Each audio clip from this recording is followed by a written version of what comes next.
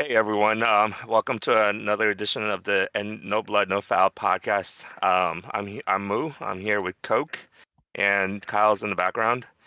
Well, what a game, right? It's a tale of two halves. The Knicks came out flat, looked like they were on their way to another loss, and they really turned it on.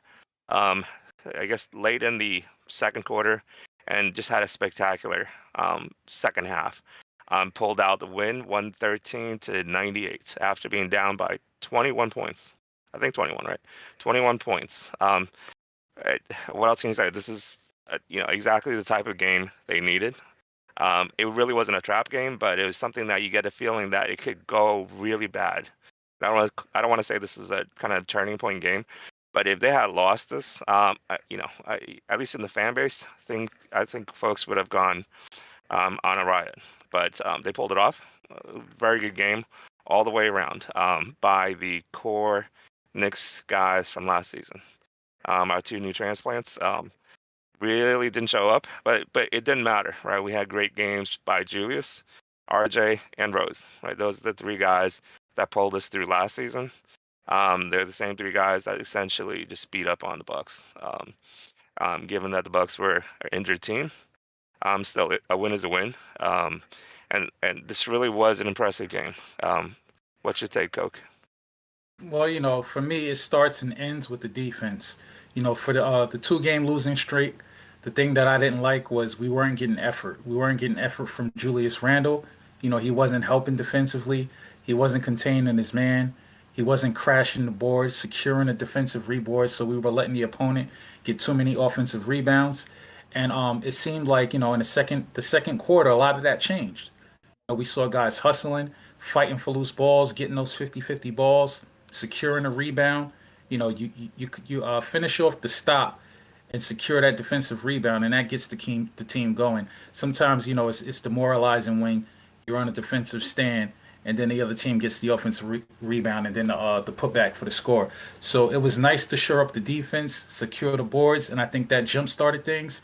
Then offensively, we got back to sharing the ball, mixing it up, not taking, being so one dimensional, taking way too many threes. We did a nice job of getting into the paint. And I think it starts with, as you mentioned, Derrick Rose. Once he came into the game, Kemba showed he didn't really have it tonight, wasn't going to be his night. Rose came in, stepped it up, started getting to the hole, making his patented layups and floaters. And he just brought an energy. He had a lot of pop in his knees tonight. And I think he is the guy that turbocharged our offense and got us going. And then Julius Randle joined the party, RJ joined the party, and that was enough to secure the win. So this is a feel good one, like you said. If we would have lost this, it would have been ugly. A Yeah, lot of moaning and groaning in the fan base. So I think it was important that the team sensed that this was a win they had to get. Whenever you're down 21 and you end up winning by what was it? Was it a 15-point margin, I 15 believe? point. Yep, 15, yeah. yep. Yeah, so that's a huge turnaround. And like they said in the telecast, in today's NBA with teams jacking up threes, no lead is safe. So just because you get down doesn't necessarily mean you got to hang your head, that you got to concede the game. Just play hard, play defense. If the shots start falling again, you got a chance to get back in any game. And we saw that tonight, Mo. Yeah, And can, can definitely. I just can I just add an addendum to that? That also Absolutely. means that you can never really take your foot off if you're up by a lot. And we've seen Big that with facts, us a few times this year. for sure. Yeah, I think that's why, we criticize Tibbs a lot for playing the guys long, but you could tell even I think there was he didn't take the guys out until like there were under 2 minutes in the game, right? Yeah. The starting lineup was in there. Whatever it is, it was great to see Tibbs with that big smile at the end of the game. I lost my lighting, so I'm in the dark. But yeah, I think Rose definitely was the guy that kind of led this team. Right? He set the pace, he set the tempo, and the Bucks really, with Drew Holiday just coming off of injury, he looked like, crud. Seriously, I know who my what's I'm, call. I'm here with you, bro, on the scrub of the night. We got an Oh early man, lead. We got an yeah, early lead. yeah. And he just took advantage of it. Rose is not the explosive Rose, but every single opening he took, and he was crafty. He made a lot of acrobatic shots.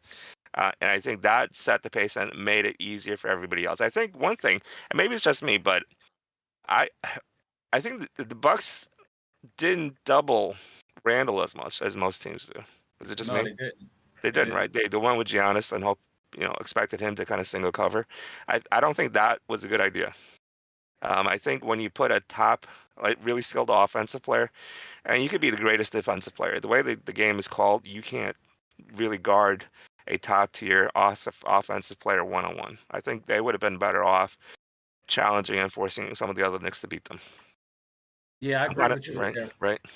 Yeah, Yeah, definitely.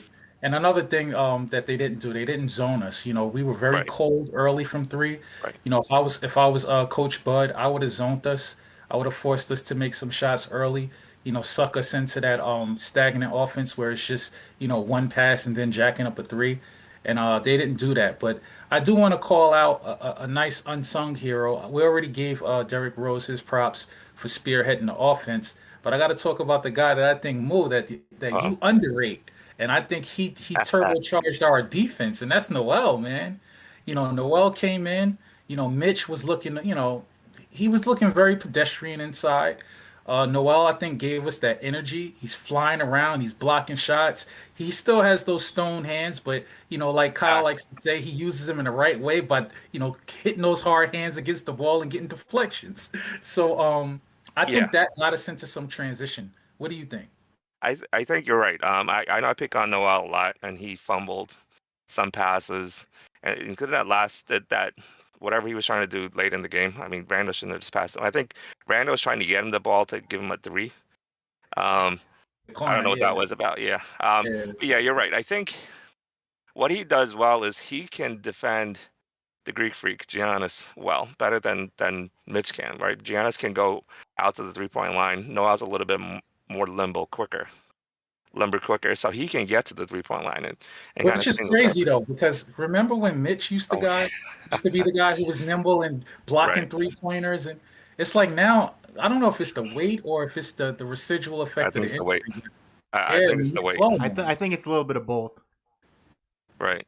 And you could tell he's. I mean, it's not necessarily a bad thing. He's kind of transitioning or evolving into more of a low post guy. I mean, if Yeah. that's his game, then that's fine. I think that's still he can still challenge shots, but he's not the type that's going to be able to go out to the perimeter. Noel can do that, and you saw that a lot. He's quicker. He bothered Giannis quite a bit more than I think Mitch would, and just kind of interrupted the game. Allowed the rest of the Knicks to really just kind of focus on their man, because a lot of times when the Knicks try to double or they just leave guys open. They didn't do that as much this game. So can I That's a good actually thing. Yep. go off that point? So Sure. something I noticed and I commented in the game thread was I think that was kind of our plan, right? Is we looked at the roster, said, all right, so many of their guys are injured. So Mhm. what we're gonna do is we're gonna double Giannis and force Right. them to beat us off the perimeter. And then I looked Correct. at stats. So as a whole, the Bucks shot 16 for 43 from three, which is 37.2%, which is pretty good. It's above average. But if you take out Grayson Allen's 6 for 9, they only shot 10 for 34, which is 29% from 3. So I don't think it was a bad game plan. I think you just sometimes have to live with a guy like Grayson Allen's going to go off 6 for 9 sometimes.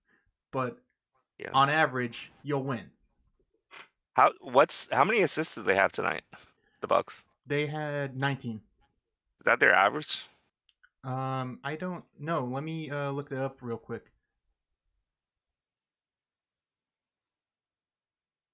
And the reason I'm thinking that it might be below their average is they didn't really move the ball that well. It could be because Drew's was injured and he's just coming back, but that helped the Knicks a lot. The ball wasn't kind of zipping to the open man. It was Giannis tried to sometimes force a little too much, kind of like Randall does a little bit. Obviously, Giannis can make more shots than Randall, but I think that contributed to help the Knicks being able to defend the Bucks better. They just weren't moving the ball that well. So their average assist per game is 22. Just Right, under 22. right, right. Yeah, so they were slightly below. I think that can be attributed to Holiday not being himself yet. They started the game with George Hill, who's not really a ball mover.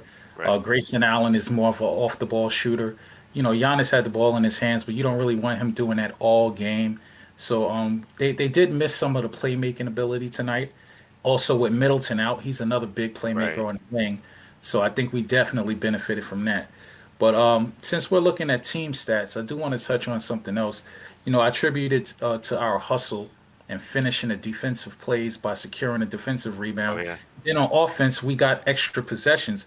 We out rebounded them, but the most important number to me is 20 offensive rebounds to 7 by them. So that is huge. That's, way more possessions. So I think that's one of the unsung, underrated stats of the night that showed, that we were making effort plays. So I know the last 2 games we were getting out rebounded badly on the board, so that was nice to see.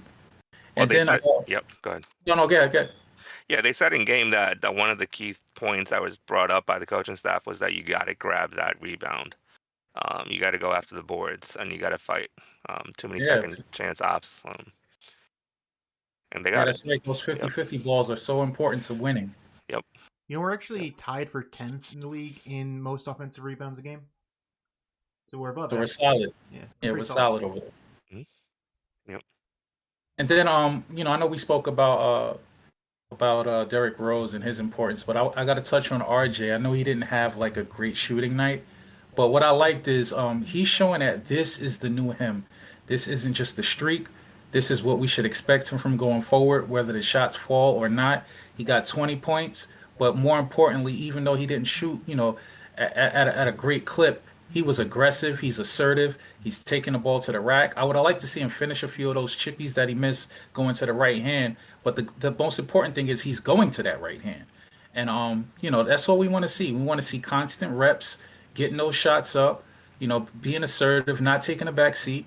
And if he continues to do that, this year is going to be a promising third-year jump, I believe, and he's going to hover in that 18 to 20 point per game territory as long as he continues to play the way he's playing the last 4 games. No, 5 games 5 games. actually. Yeah, I think Yeah, this is the so I fifth think game with 20 or more. yeah, career high for him as far as that streak. So that's a good thing.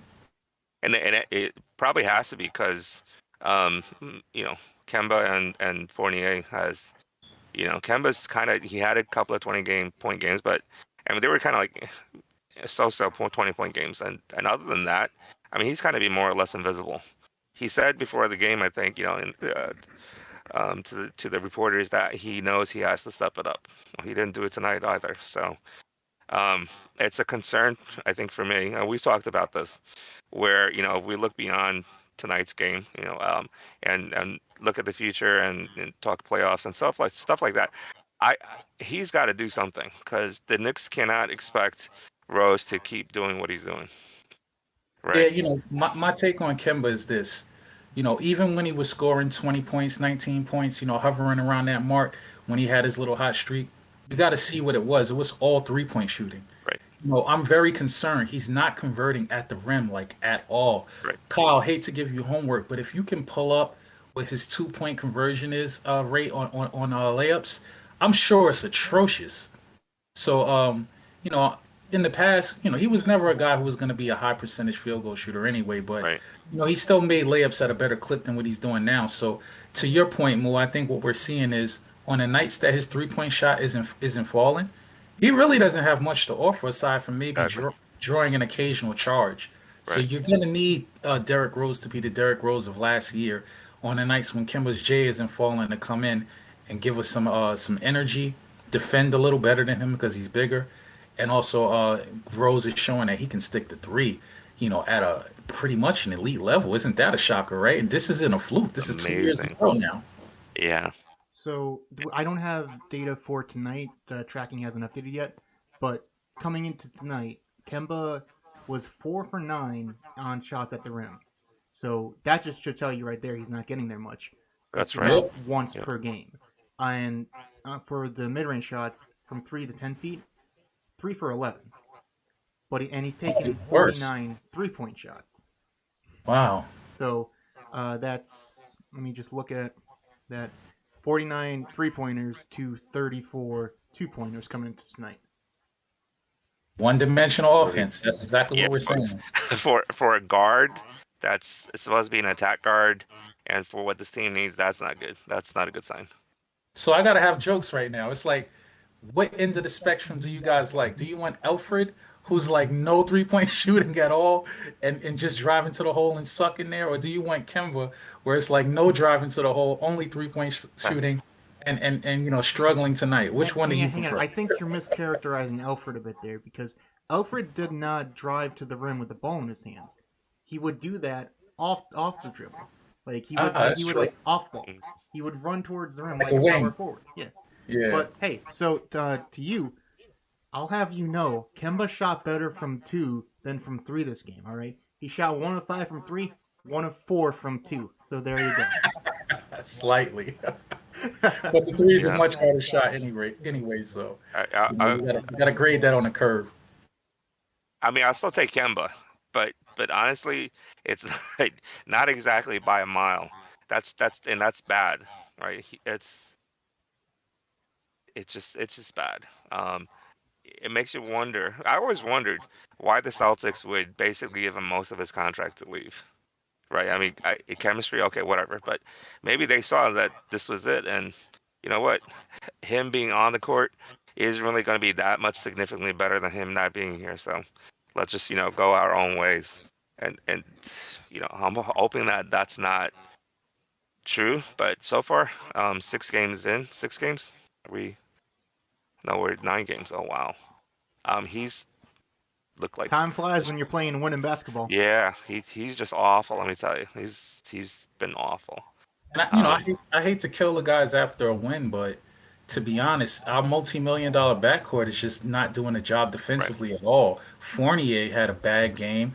I mean, he let Grayson Allen just go off ridiculously, get nuclear hot from three, stealing that from my man Jim.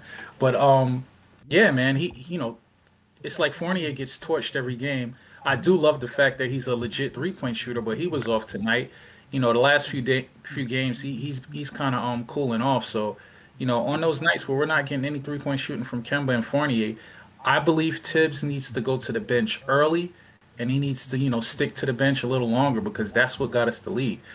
Derrick Rose and IQ. He didn't have a great gaudy game as far as statistics, but he was active out there. He hit a few layups. He did get embarrassed when he got blocked by Connaughton on a break when that should have been an easy layup. But yeah, yeah.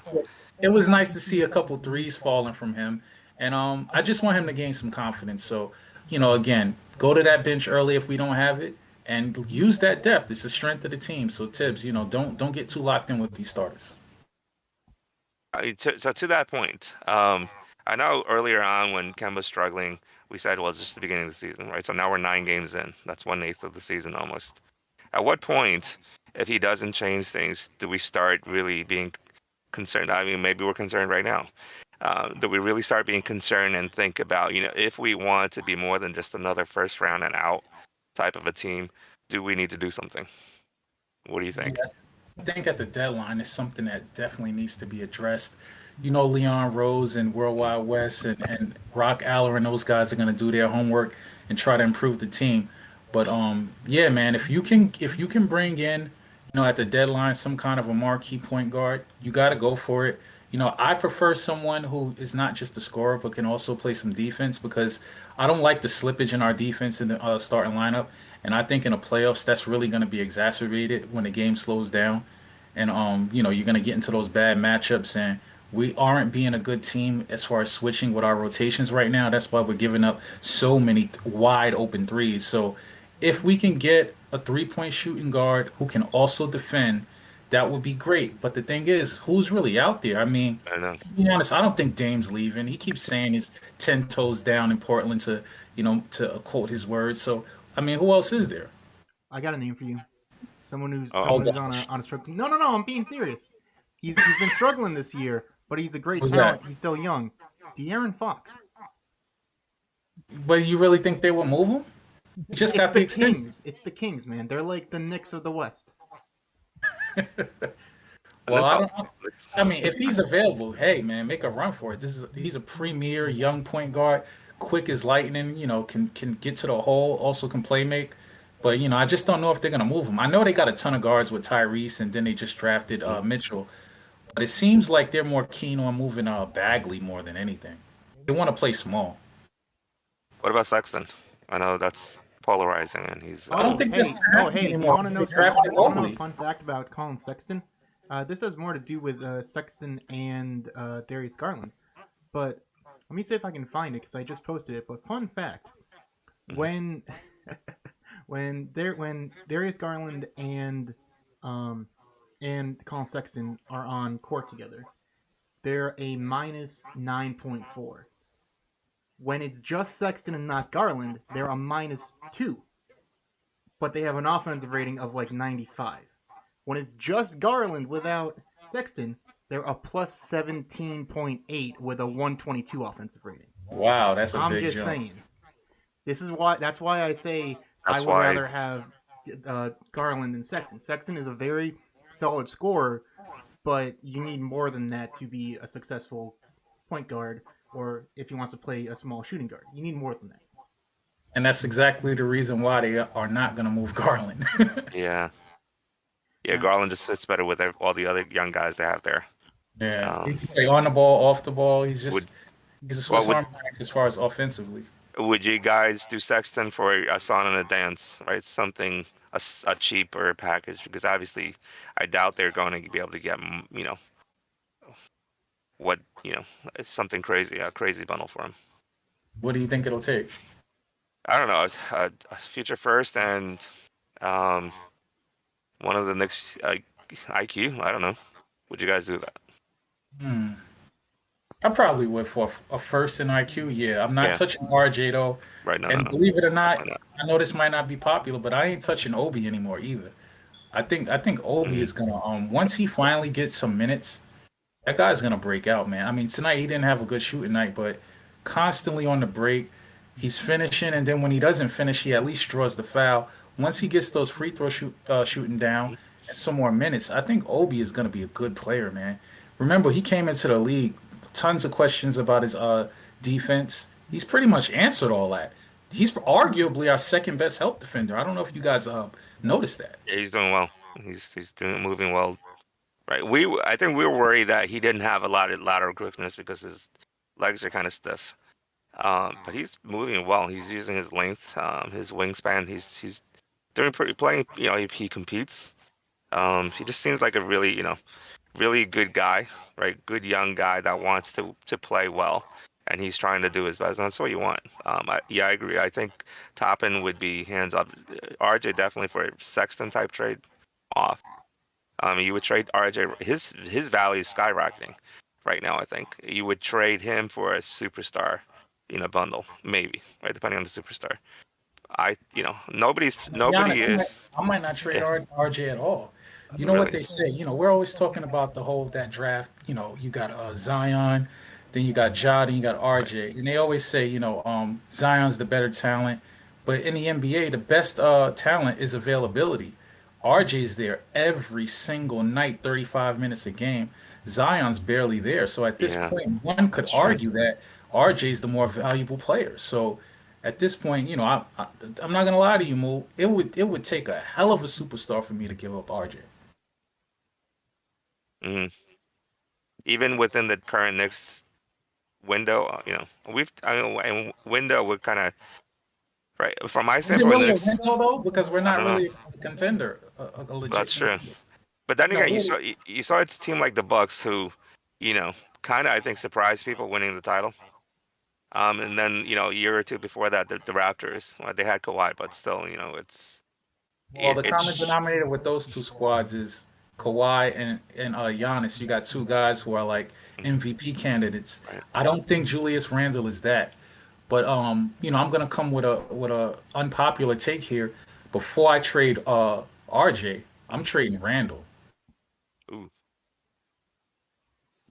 I think he's hard to build a team around, man. The way he plays. I mean, even tonight, the numbers are gaudy mhm, again. right, 32 points. What was it? 13 right. rebounds, a block. But the key to that comeback was definitely not Julius Randle. It was Derrick Rose and Derrick Noel, Rose. and a little Yep, bit of RJ sprinkled yep, in. yep. Randle, I think he's going to be a tough guy to win with on a championship level, just because when he gets going, it's usually at the detriment of the team. Yeah, I think with Randall, he needs to, he needs to not handle the ball as much. Mm.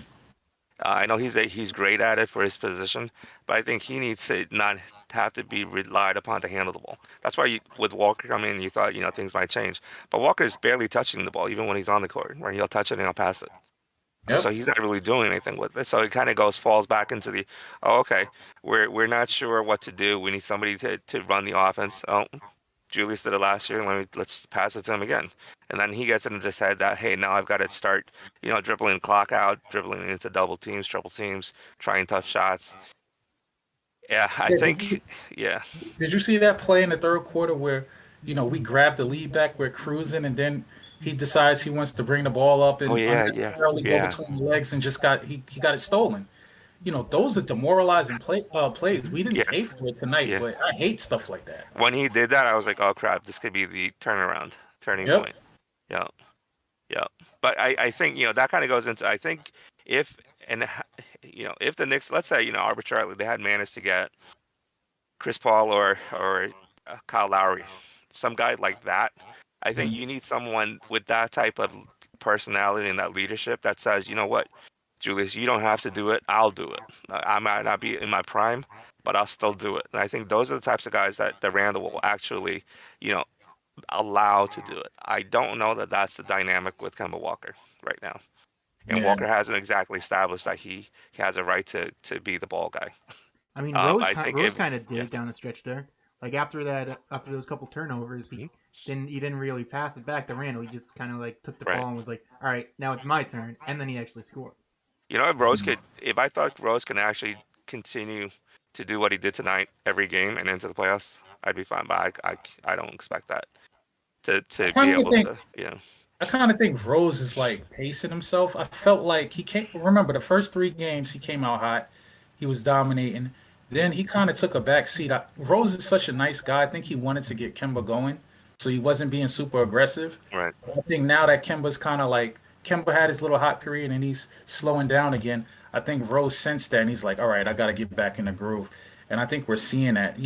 Both of those point guards, I think they're both trying to defer to each other a little bit because they're splitting these minutes and you know, um, that's they helpful. actually like Right, each other too. So right. let's just hope that they both just stay aggressive within the minutes they get. I don't think one needs to defer to the other. If you're only in there 24 minutes a game each, go hard the full 24 minutes. Mhm. It's not like they share a court, right? Right, right, right.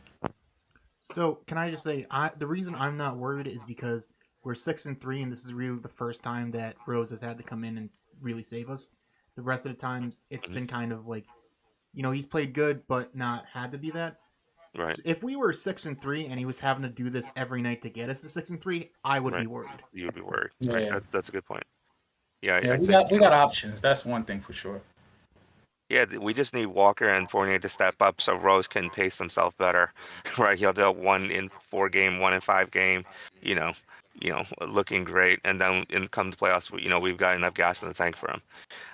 They just can't, they can't do that if the Knicks want to continue to try to win the East, top four, top three, good playoff positioning. They're gonna need everybody to step up, and they can't ride Rose. Um, they just can't. So we'll see. Hopefully things do change. Um, right, positives, negatives. There was a lot of positives tonight, few negatives, but we'll ignore that because of the win. There's one thing that I did want to talk about. Other than so within the context of the Knicks bench, right? I think their bench scored 45. Let me look at the stats. 45 points, bench points. Which Kyle, do you know where that ranks? Just overall, their bench points in the league. It's got to be in like top three, top five, right? If you give me a minute, Sure. I might be able to find it. Going off the eye test while Kyle digs that up, we're definitely one of the deeper teams in the league, and that's Right. why I was saying Tibbs has to play to the strengths of this team. I know his like copy Right. paste, philosophy is to run your starters into the ground, play your bench just like 12 to 13 minutes, but I think he needs to adjust that. Julius Randle needs to come down to about 32. Kemba and Rose are doing a nice even split. I like having RJ at the top because he's our best defender and he's growing as a scorer. But Noel and Mitch can go 24-24 as well. You get what I'm saying? Yep. So I want to see, some parity in the minute distribution between the starters and the bench, aside from RJ and Randall. And Randall still, like I said, let's drop him down about, 6 minutes to give Obi a little more time to establish that flow, get us some easy buckets in the running game, run these other benches off the floor because we know our bench can do that. And one other thing to touch on is regarding Tibbs and how he managed the bench. I've been complaining about Bricks lately. and tonight he got the lowest minutes of anyone on the bench, and that is a welcome sight in my eye. We looked better without him out there too long, and that bears watching for the future. So the Bucks are actually 15th in bench scoring at 34.2 a game. We're at 8th with 36.8, and Who's this isn't including tonight, by the way. Okay. And that's a telling stat, Kyle, because we're 8, but Tibbs isn't really playing the bench as much as he should. Yeah, right. I would guess if you look at the bench minutes, the Knicks probably are not in the top half, and yet they're bench scorers. So to tell says that their bench, you know, can't put up points quickly, which is what you want your bench to be able to do. Yeah, I think a good stat to look at would be points per minute for our Yeah. bench. That'll be Yes. a So good way I to can't I analyze. can't do that, but I can tell you that our bench averages 17.5 minutes a game, which is 17th. The Bucks are fourth with 19.7 Yeah. per bench Mhm. player. So So I'm we're not. getting So I'm gonna we're say getting more out of it less minutes. All right. I'm not exactly sure how that's calculated in terms of minutes because like if you have a lot of guys that come in for 30 seconds at the end of a blowout, that's obviously gonna Mhm. uh, contribute to that. I think if that depends on how they account for that. So points per minute, we are vastly outpacing them. Yeah. Good. Good. All right. I think Oh, but we're you at a want to point. actually hang on before you Yep. go. You want to know Sure. a really fun fact? Because I can't do any advanced stats for just bench for some reason. Our bench's plus minus is plus 4.6, which leads the league. So there you There we go. Right. go. Good. Right there you There go. we go. So Tibbs, man, if you're listening, you gotta go to that bench earlier and stay with him a little longer. I don't like this whole thing about coming out in the second half. We're playing starters pretty much the whole third quarter. I think he goes into the bench at like the 2 or 3 minute mark. Come on, man, like go to that bench at like the 6 minute mark, and then that way you're not playing the starters too long and winding them out. And at the same time, you're giving the bench when you go to them at the 6 minute mark some flow heading into the fourth, and then you can kind of feel the game out and just see how things are going. If the bench is going well, you ride them a little more. If they're not, then you go back to your starters to close it out. But I don't like this thing of playing the starters almost the whole third quarter because then you're kind you know Tibbs is going to go back to the bench. I mean back to the starters for the fourth. So that means your bench is only playing about what 4 or 5 minutes in the second half. That's ridiculous. I'm actually looking at the numbers.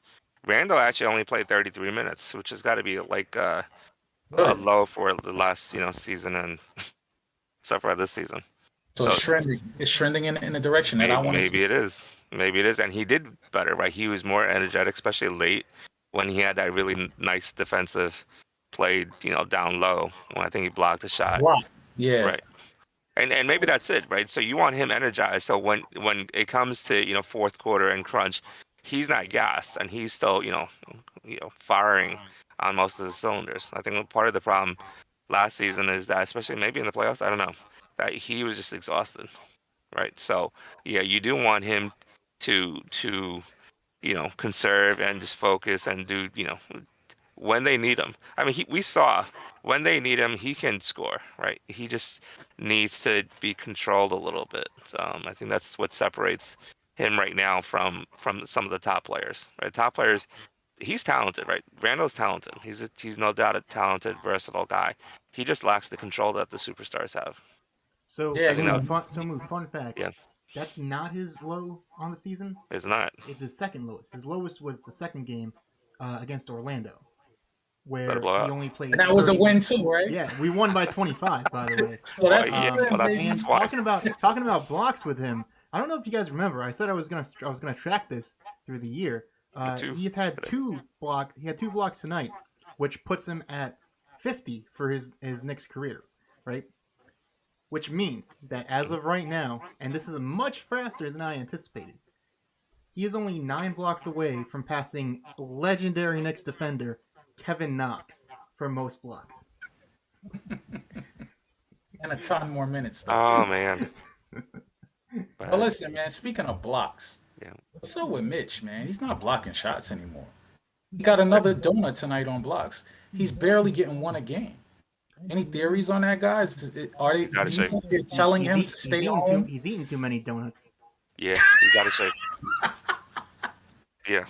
It might be donuts, it might be something else, but I mean you could tell every time the camera pans on him, he's gassed. He's like huffing. He could be like 2 minutes into the game and he's huffing. So I don't know. He could have just come off the bench like 20 seconds ago and he's huffing. Mo, That's do you think it's possible that Tibbs is saying, "Hey, stay home. We don't want breakdowns. Don't go for every block. Don't go for the gaudy numbers. Just stay home and protect the rim. Not necessarily get the block, but stay in position." possibly, yeah. I don't think he's as bad as, the blocks. I mean, I think they need him to do different things. He needs to alter shots. So by him standing there and being bigger and stronger, I mean, we've seen where the weight helps, right? The strength helps hold Post ground. weekends. Right, right. So if he doesn't have the blocks, that's fine. That's what Noel's there for, right? Noel can't do the things that he can. So I'm hoping that they can swap, Tibbs can swap the two guys out based on what he thinks they need for that night. So if they split the minutes, I mean, that's fine. I mean, I think I've come to the realization Mitch is probably never going to be at like a 29, 30 minute per game type of a guy. Doesn't mean that, he can't start him. But that's why, having Noel and Taj does make sense, right? Or Yeah. definitely Taj, right? Noel, I could have thought, I thought they could have swapped him out with some of the other centers, but, he has his merits as well.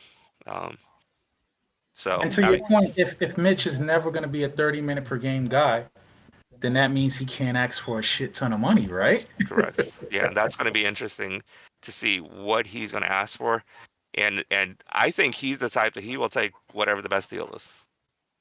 I think he'll take that. So whether he comes from the Knicks or another team, he's going to be looking for the best deal. So the question is, one, are there any other teams out there that will pay him a lot of money?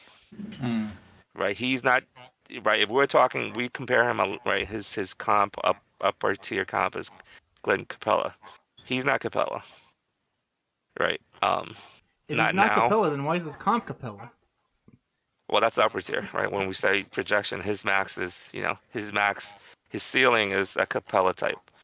He's definitely not Capella now. I don't know if he can reach that type of a level.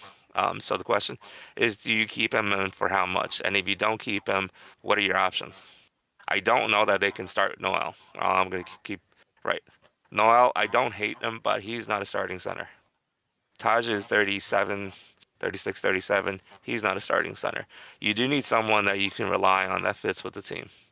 So whoever that guy is, if they don't go with the Mitch, I think it's going to be a hole that they're going to have to try to fix Yeah. by adding someone else, trade, signing. I don't know. So Well, I I'm hope he just I'm comes. just I gonna hope he say stays, man.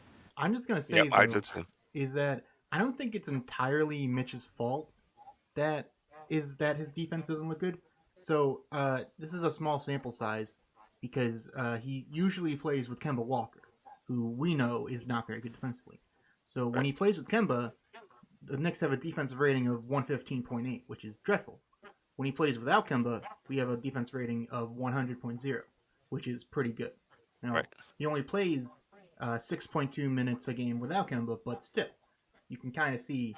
I think a lot of the problem is that he's really our only good defender out in the starting five. I mean, RJ is I would say solid. Randall's good when he tries, but he doesn't consistently try anymore. Right. And then our backcourt is trash, so he has to make up for a lot of it. I think that's Yeah. hurting him a lot. That's a good point. Yeah, I Yeah, think yeah, it's Kemba and Fournier, and like Moose said, Randall was trying to probably conserve energy, so now he's getting shorter minutes, so he's able to give a little bit more effort consistently. Right. So we'll see, man. Do you guys think that maybe coaches, should consider breaking up that starting backcourt. Maybe bring one of Kemba or Fournier off the bench and get somebody in there with some better defense. Yeah, I think at some point you got to cut the cord, right? You got to tell these guys like, we didn't bring you on to be the starting backcourt to just be slightly better than what the Knicks had last season, right? I don't even know if they're slightly better, if there's a way to measure that, but you need to do more. And if you don't, then something's got to happen, right? Because if I'm a player and I'm giving my all on the court and I'm still coming off the bench and I see these guys, out there and starting and getting minutes and they're not just doing anything, I'd have an issue with it if I was competitive.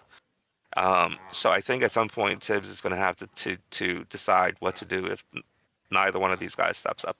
He just needs one guy to step up, then you can live with the other guy, right? Yeah, you can hide him. Yeah. Right, right. But if they don't, he's going to have to do something. The question is, well, the problem is, what's he going to do, right? If you start Rose and start pumping his minutes up, I don't know that that's what Tibbs wants to do. I don't think that's what Rose wants to do at this point. Yeah, I would pull Fournier, man, because to be honest, at least Kimba's gonna draw some charges. I think he's like top five in the league in charges drawn. But what is Fournier really bringing out? He's just leaving shooters open on the wing, game after game after Right. game. But I would swap him out with who for though? even Burks, man. Burks, so Ah, he won't go nut with he Julius won't. Randle and RJ, Right, on the court with him. I think he'll play more of a secondary or tertiary playmaker role. right, So you'll kind of like calm him down by putting him in the starting lineup. He plays right, a little bit better defense than Fournier, and then you let Fournier run and gun with that second unit, and then you might have something. A lot of firepower offensively in that second unit, and then Burks can do a little bit of everything. But I think he'll pipe down and stop trying to be like the man if he's running with the right. starters. So let's see if maybe that's the solution. We'll see Maybe. how it plays out as the year goes on. Yep. Definitely. Okay. Well, I think we're at that time of the game where we're hitting into scrub of the night. Oh yeah. So, who's your baby? Hey man, I usually like this guy, one of the premier two-way players in the league, a winner. But I gotta give Scrub of the Night to Holiday, man. He just didn't have it. He was playing like probably his brother rather than Drew. So let's look at the numbers, man. He came off the bench, only played 20 minutes, but he was 3 for 8 from the field, 1 for 3 from three. Not terrible numbers, but he was a minus 12, and he was getting lit up by Derrick Rose, and he's supposed to be a defensive stopper, probably the best, one-on-one defender on the perimeter for point guards in the league. But he got toasted by Rose, so scrub of the night goes to him with an honorable mention to Pat Connaughton. Uh, yeah, I have to agree with you on that as well. Because I was watching the game. I didn't realize that he was just coming off injury, but I was like, this is a defensive, you know, all defensive player. He looked just terrible. He looked worse than, I don't know, definitely worse than Alfred last season. This game.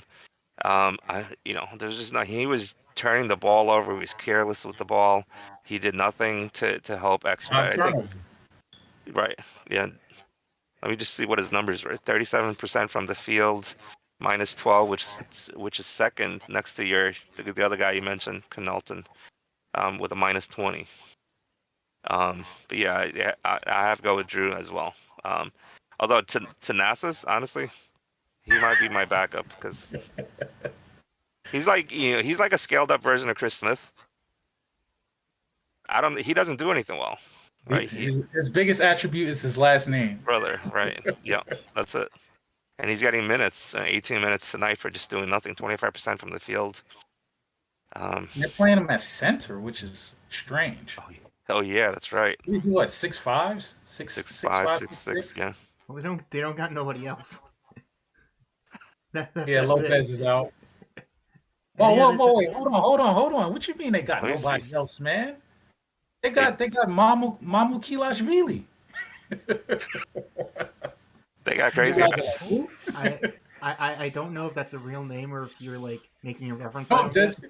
I'm dead serious. He was the best player for Seton Hall last year. He's Uh, like he's a do it all point center. He lit it up in college, but for some is he reason they're even? not giving him minutes. Oh, I don't watch college ball. Okay, I Yeah, only, yeah, I yeah. only watch my Huskies. Well, Gotcha. remember the name for the future: Sandro Mamukilashvili. He's from Georgia. I'm not remembering that. He's from Georgia, and he has little Jokic in his game, man. Even on the roster, because I'm looking at, Oh, he's there. He's is he? definitely there. Yeah. Maybe he's injured. That could be Yeah, it. I he think. might have been inactive, but they Right. he definitely made their Oh, team. he's a two-way guy. Okay, gotcha. Yeah, I think he's gonna pan out in the league. He's underrated. He came over from Europe, like I said, from the Republic of Georgia. The Mhm. guy is great offensively. He can handle the ball, shoot the three, drive to the rim, but he's not really a defender. That's why I comp him to poor man's Jokic. True. True. I So mean, what I'm you mean looking at it. he's a rich man's Goga Batadze. Ah, I know yeah, another Potassium one of looks your pretty guys. good. Um, yeah, I mean, they really don't. I think Bobby Portis is the only guy that's probably over 6'10", other than Thanasis. I mean, Giannis on that roster tonight. Yeah, and he didn't do anything He tonight didn't do either. I thought he anything. was gonna look for a revenge game, but he didn't. Yeah, he didn't do much of anything. All right. You guys have anything else to close out this podcast with? I mean, I'm just gonna close out by saying, look, man, this is what we needed to get back on track. win. We're hitting the skids a little bit, 2 game losing streak. The fan base was starting to get antsy. I was starting to get antsy, irritated with Julius Randle. Glad to see him making effort plays again, trying hard on defense, hustling back. He did have that one play where he was, bitching with the ref, and then his man came down and scored while he was complaining about a no call. But I'll take it, man. The effort was there for the most part. He was efficient tonight. Wasn't too much of a ball hog. When he plays like that, and when we defend and when we hit our threes as we did in the second half, we are a tough team to beat. And I'm glad to get back on track. And let's just hope that we start up a new winning streak. Yep. Kyle, you have any My last words? my only real complaint, because I have a few like very very minor ones. My only real one is that the Westchester Knicks started playing tonight, and I feel like I'm just gonna keep saying this. I feel like it would be better for Grimes and McBride to play consistent like 25, 30 minutes down there than get Agree. 90, 30 seconds today, one shot. I think that would just help with their development a bit, and it would give me a reason to watch. Like I love Amir Sims, but I'm not gonna watch MJ Walker play. I really don't care about him. Uh, No offense, MJ. I know you're listening. I gotta take a look at that roster. Because last year they actually had some Amir interesting Sims. guys. Oh, Amir Sims, yeah. I'll catch that. Isn't that other guy, that Seton Hall guy? I can't remember his name. Powell? Miles Powell. No, I think Yeah, he's he's on. there too, right? Is he?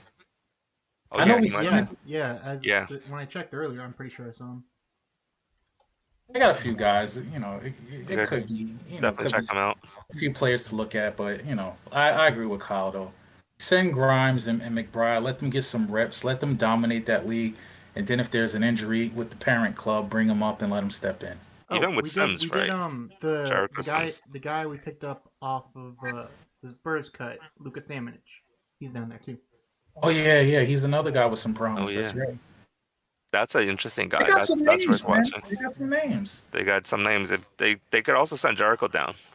Yeah, Let him Yeah. calm down a they little bit, should. and Yeah, especially since you got Noel, you got Mitch, and you got Taj all back. Send Sims down, yeah, let him get 30 minutes and work out his kinks. He needs to work on his defensive awareness. and his nerves, because things must be going like 200 miles an hour in his head. Things that he's balls popping out of his hands. He's just kind of Yeah, like randomly running around. They could always play Knox, right?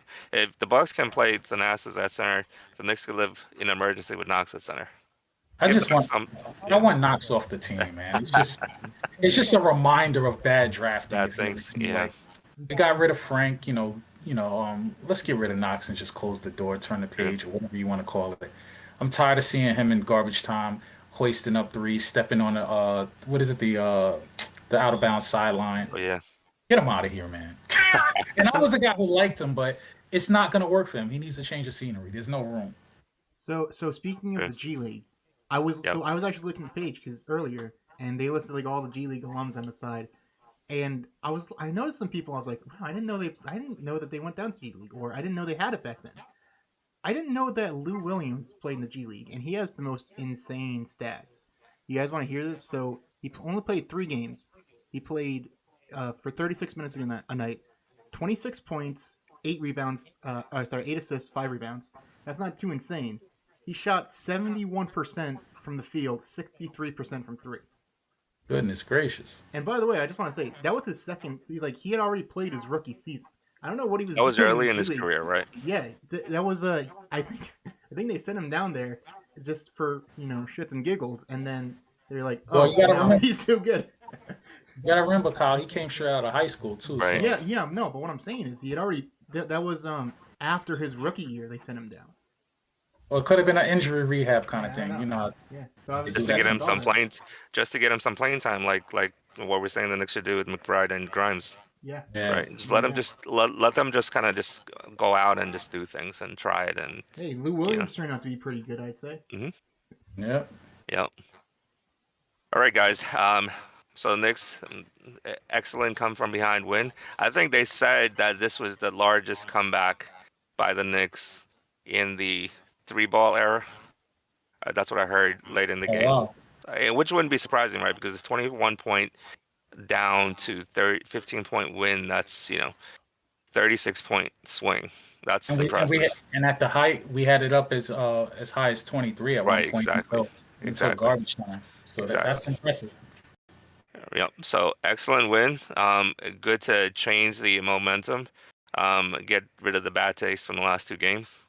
Next up are the Cavs, who are actually a pretty surprising team. They won 3 in a row. The 6-4, right behind the Knicks in the Eastern Conference standings. They've got some really interesting young guys. Evan Mobley, Garland.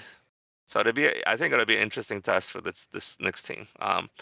I'm expecting a win unless they ease up, right? I think Tibbs needs to nail the standings up on the wall somewhere and make sure that everybody realizes this is not the traditional Cavs Well, from previous seasons. Yeah.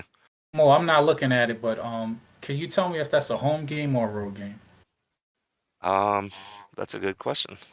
Because if it's a home game, we're gonna lose. We lose to all the bad teams at home. If it's a road game, we're gonna win. Oh man. Let's see. It's a home game. Uh-oh. Oh man, they're gonna lose, dog. It's gonna be like Orlando, right? I hope Tibbs reminds them that they're right behind us at 6-4, right? And they've been playing really well this season. So yeah, hopefully it's another win and we move on to 7-3, and a little bit breathing room in the standings. Let me just see how far back are we overall? Well, teams are packed. The Knicks are actually tied with the Brooklyn Nets and the Washington Wizards for 6-3. Bulls and Heat are 6-2. 76ers, who I thought looked awful against the Knicks, are tops at 7-2. Nice, On a so we're 5-win. like a game out. Yeah, they're actually on a 5-game win streak since they lost to the Knicks. So that's pretty impressive. Nets are on a 4-game win streak, so things I think are beginning to pick up. Hopefully the Knicks will maintain, kind of the momentum. I'm expecting some teams like the Wizards. Eventually they're gonna slip, but hopefully the Knicks keep this up. There's some serious competition. It's going to be, I think, a close Eastern Conference this year for a lot of teams. So that's it, folks. Knicks beat the Bucks 113-98. So this is Moo. We have Coke and Kyle signing off for this edition of No Blood, No Foul.